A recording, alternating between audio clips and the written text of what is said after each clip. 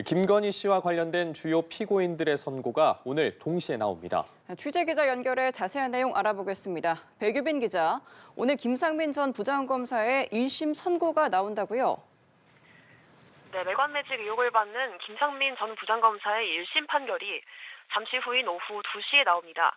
앞서 특검은 김 전 검사에게 징역 6년을 구형했는데요. 특검은 김 전 검사가 공천과 공직 임명 등을 대가로 김건희 씨에게 1억 4천만 원 상당의 이유한 화백 그림을 건넸다고 보고 있습니다.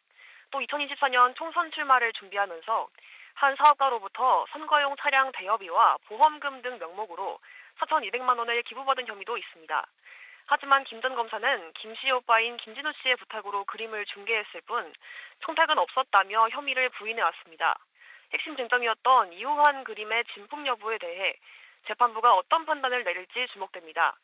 김 전 검사 측은 특검법상 본류 사건과 연관성이 현저히 떨어진다며 법원에 공소기각 의견서를 제출한 바 있습니다. 네, 한편 집사 게이트 의혹의 핵심 인물인 김혜성 씨의 1심 선고도 오늘 나올 예정이죠. 네, 그렇습니다. 같은 시간 김건희 씨의 집사로 불리는 김예성 씨의 1심 선고도 나옵니다.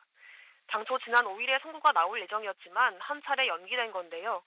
재판부는 자세한 사유는 밝히지 않았습니다. 김 씨는 김건희 씨와의 친분을 내세워 대기업들로부터 184억 원의 투자를 받고 이 가운데 48억 원을 빼돌린 혐의를 받습니다. 특검은 앞서 김 씨에 대해 징역 8년을 구형했는데요. 김 씨가 거액의 투자를 유치한 배경에 김건희 씨가 있었던 걸로 보고 수사를 이어왔지만 연관성은 밝혀내지 못했습니다. 김 씨 측 역시 수사 범위를 벗어난 위법한 기소였다며 공소 기각을 주장하고 있는데요. 최근 김건희 특검이 기소한 사건들이 공소 기각되거나 무죄 판결을 받은 경우가 나왔던 만큼 오늘 선고들이 중요한 시험대가 될 것으로 보입니다. 네, 오늘 12.3 비상계엄에 가담한 혐의를 받는 박성재 전 법무부 장관의 공판도 열렸는데요. 관련 소식도 전해주시죠. 네, 계엄에 가담한 혐의로 기소된 박성재 전 법무부 장관의 공판이 약 2시간 동안 열렸습니다. 한덕수 전 국무총리에게 징역 23년을 선고했던 이진관 부장판사가 사건을 맡았는데요.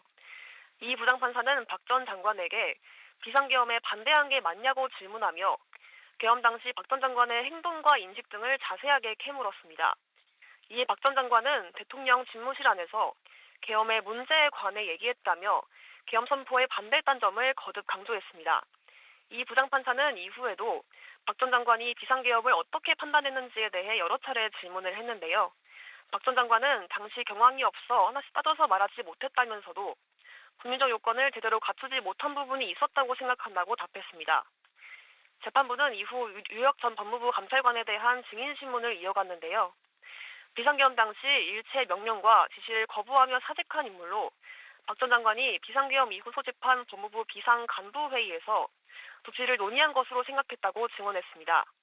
재판부는 오는 23일 3차 공판을 열고 법무부 관계자들에 대한 증인신문을 이어갈 것으로 보입니다.